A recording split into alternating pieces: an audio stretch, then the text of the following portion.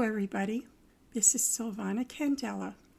I am an author, acupuncturist, and book publisher. And my topic today is autistic empathy. And I also like to call that expressions in neurodiversity.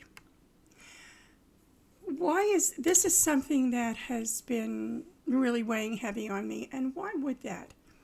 Because, well, for one thing, I am also autistic, and in my path, in my journey on discovering my own neurodiversity and what that means, I have heard it said so many times by the experts in the, psychiatric or medical, whatever, community, say that autistic people either are not empathic or are limited or deficient in empathy.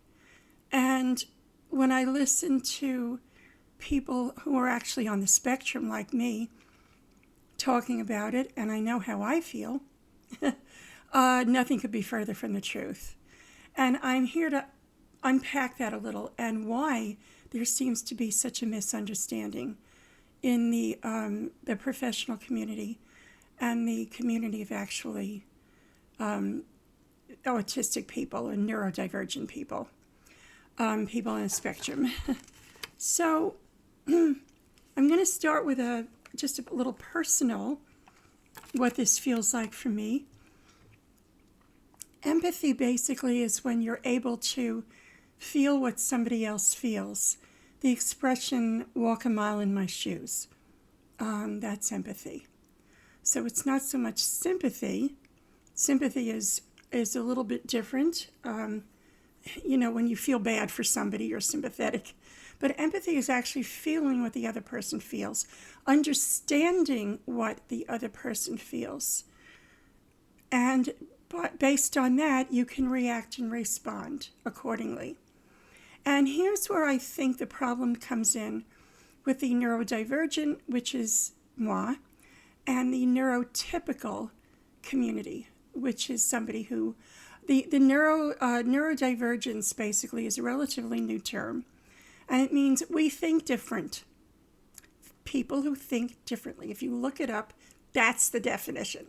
Very broad definition. And folks on the autistic spectrum are considered to be neurodiverse. There are other neurodiversities too, of people who just basically are wired different up here and think different.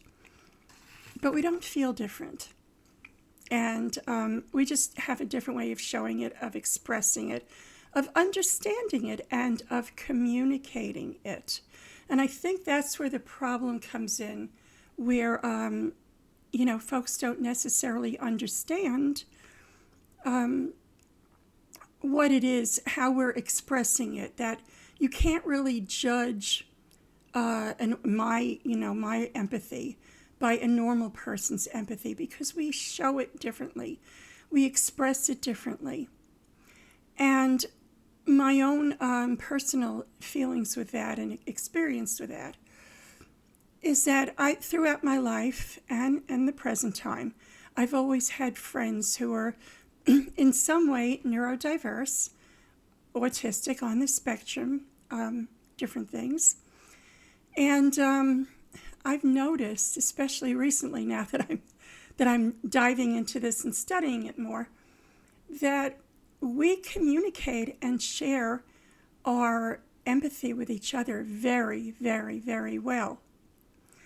We understand each other, and with very few words. Don't have to say much. We speak through body language, as everybody else does. Facial expressions, changes in our voice, our inflections, and just basically there's like a heart connection with me and another autistic person, that I can sense what that other person is feeling. I can sense when I've hurt their feelings. I can sense when I've said something like an oops,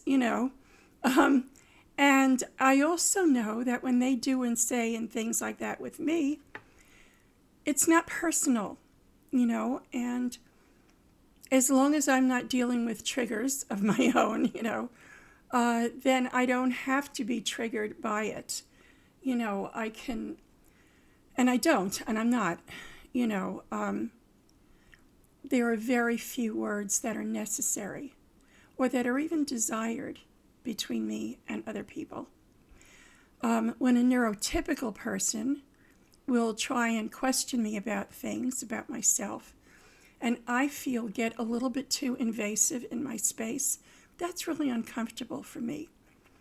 And somebody will just ask me a lot of questions about things, and that feels very invasive of my privacy. It takes time for me to allow somebody in. That's part of my autism too. It takes a lot of time.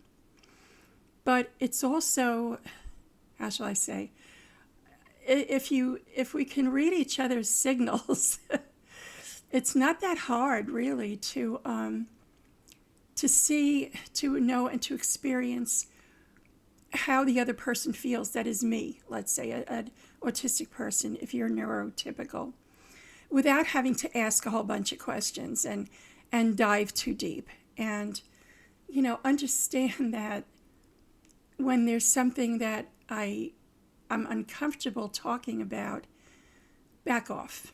Okay? I don't know how else to say that, but, a lot of times people don't. Why? I get the sense from neurotypical people that they want to try and make me feel better. And that's not necessarily what I need. There are different, so it's not because you see that I seem to feel bad. Your reaction is, well, I've got to make her feel better. No, and not necessarily in the way you think. There are different ways that we self-soothe or soothe each other that are not with words, typical words that neurotypical people use, or ways of going about it. And I know that one of the things that helps me a lot with my autistic friends is just when we smile at each other. Something as simple as a smile. And it really goes a long way. Something as simple as not asking what's wrong. Sometimes that is the kindest and most loving and empathic thing we do for each other, is to not jump on the other person and say, what's wrong? What's wrong? Why? Blah, blah, blah. No. I'll tell you if I want to. And if I don't want to, then just smile, and just be loving and kind, and change the subject. Whatever. But these are different ways that we have of communicating. And if I do that with you, if I don't, right away jump on your bandwagon and say, what's wrong? Can I help you? Whatever. It's not that I'm not being empathic. It's just that this is the way I'm comfortable with dealing with it. So it's the way I deal with it with you. If I sense that you need something from me, I will be more likely to wait until you ask, what you need, or just try to be there in your space as I would with another autistic person. And, and listen. And I think listening is always the best thing we could do anyway. It's really, it's a great thing to give somebody. It's just your ear, your time, your energy. So I think that's probably all I need to say about that right now. And, consider that our communication styles are different, and that's what it is. But always ask if you're not sure whether you're on the spectrum or not, whether you're neurodivergent or neurotypical. Always ask the other person, what can I do? What can I say? How can we make this communication work and assume that the other person cares. If you feel that they're in a relationship with you or close to you, or you think they do. If you think they do, they probably do, so assume that, whatever it is. Okay, so that's it for me today. And if you like what you hear, please hit like and subscribe. And we'll talk to you next time. Have a wonderful, blessed day. Thank you. Bye-bye.